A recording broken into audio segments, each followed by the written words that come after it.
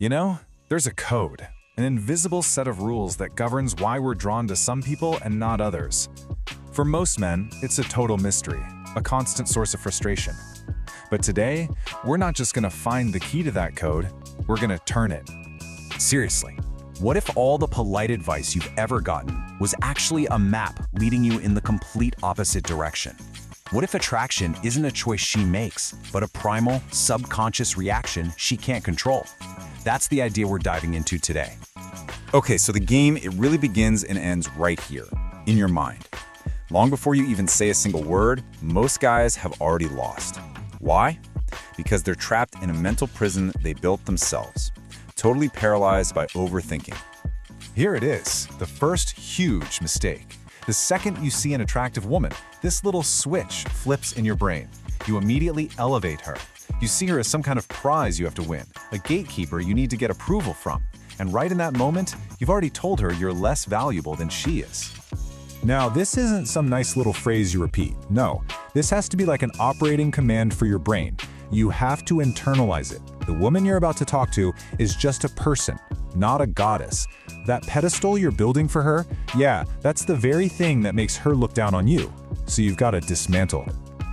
All right, let's get into the real meat of this, the core mechanism behind the code. You have to understand that attraction, from this point of view, is not a logical thing, not at all. It's described as this involuntary emotional response that's triggered by a kind of hidden system. So think of it like this. Deep down, in her subconscious, there's this radar, and it's always on, always spinning, always scanning. It completely bypasses her logical brain. You know, the part that might say she should, like the nice guy. This radar is running on a totally different frequency, something way more primal. And this leads to two truths you just can't escape. These are presented as the fundamental laws of this whole game. Attraction isn't a decision she makes, it's a reaction that just happens to her. So your job isn't to persuade her logical mind. Your job is to show up on that emotional radar the right way. Now, this system is built on a pretty harsh idea, a primal calculation. That radar is constantly assessing social value, like a hierarchy. It's a subconscious question, sure, but every single thing you do and say provides the answer. So, how do you do it? How do you signal to that radar that you're the one with the higher value? Well, it starts before you even open your mouth. It starts with your physical presence, your frame. Okay, first things first. Forget all that stuff you've heard. You know, the endless lists of tactical advice. Shoulders back, chin up, don't cross your arms, blah, blah, blah. That's all just noise. That's the thinking of someone who's trying to impress. We're gonna focus on 3 principles that actually communicate power. Just look at the difference here. On one side, you've got low-value behavior. It's tense, leaning in, basically begging for approval. It screams neediness, right? But high value, that's relaxed, leaning back. It's the vibe that you could walk away at any second and be totally fine. Her radar picks up on this stuff instantly. And this quote just nails it. The real power move isn't adopting some specific posture. It's about adopting an attitude of being totally comfortable in your own skin. Your comfort tells her that you're in control, and more importantly, you're completely unconcerned with her opinion of you. And that, right there, is the ultimate display of high value. Let's move to the next layer and see how this builds out. The conversation itself. This isn't about having clever pickup lines. It's about controlling the entire social dynamic with a really precise formula.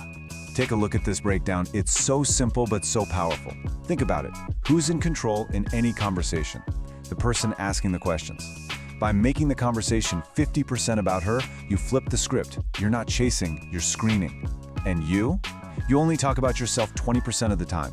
That makes any info about you feel scarce, valuable. So what do you do with that tiny 20%? Well, here's where it gets interesting. You do the exact opposite of what every other guy does. You don't boast. You don't list off your accomplishments. You use self-deprecating humor. This is a huge psychological power move. It signals that you're so confident in your own value that you don't need her to approve of you. And rule number 2, be mysterious. This is probably the biggest mistake guys make. They just lay all their cards on the table right away. They reveal everything too soon. Don't do that. You kill all the intrigue. Mystery is what fuels attraction. You have to make her work a little to figure out who you are. So let's see how this works. She asks a totally normal question, expecting a totally normal answer. But instead of giving a boring factual response, you hit her with a playful challenge. See that? Hold on there, Speedy Kitten. Instantly, the whole vibe changes. Now you're the prize to be figured out, not her. Or this one. This is all about setting a powerful boundary. You're basically saying, hey, my personal life is valuable, and you haven't earned access to it yet. And what does that do? It just makes her want to earn that access even more. And here, even the most basic question, what's your name, becomes a fun little game.